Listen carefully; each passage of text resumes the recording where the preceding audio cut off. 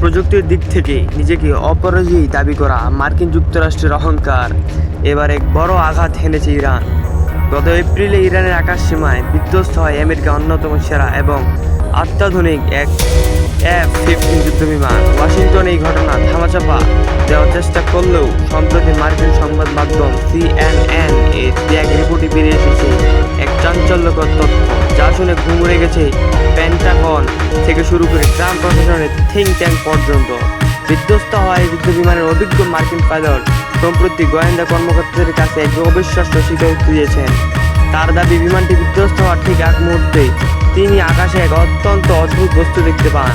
অভিজ্ঞ এই পাইলটের ভাষায়, দূর থেকে বস্তুকে দেখতে অবিকল এক বিশাল আকৃতির জেলিফিশের মতো লাগছিল, কিন্তু হঠাৎ সেটি কোনো সাধারণ বস্তু বা প্রাকৃতিক ঘটনা ছিল না। আসলে কয়েকশো ছোট ছোট ড্রোন নিখুঁতভাবে একত্রিত হয়ে আকাশে এই দানবীয় আকৃতি তৈরি করেছিল। ঘটনাটি প্রত্যক্ষ করে একটি সূত্র CNN-কে জানিয়েছে, বড় ড্রোনগুলোর নিচে ছোট ছোট ড্রোনগুলো এমনভাবে একত্রিত হয়েছিল যেন মনে হয়েছিল পায়ের মতো কিছু একটা সামনের দিকে এগিয়ে আসছে, যা দেখে কোনো ভিন্ন গ্রহের এলিয়েন প্রযুক্তির মতো লাগছিল। আরেক মার্কিন কর্মকর্তা জানান দেন, পাইলটের কাছ থেকে মনে হয়েছিল তিনি আকাশে কোনো ড্রোনের মাইনফিল্ড বা ফাঁদের মধ্যে পড়ে গেছেন।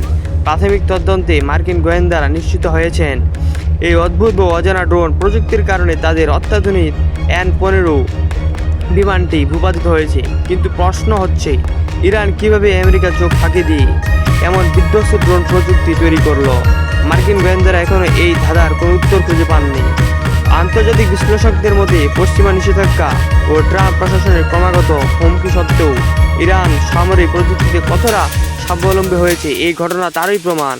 বিশেষ করে চীন ও ইরানের মধ্যকার কৌশলগত মিত্রতা যেখানে দিন দিন শক্তিশালী হচ্ছে, সেখানে মার্কিন পাইলটদের এই অসহায়ত্ব ওয়াশিংটনের জন্য এক চরম সতর্কবার্তা।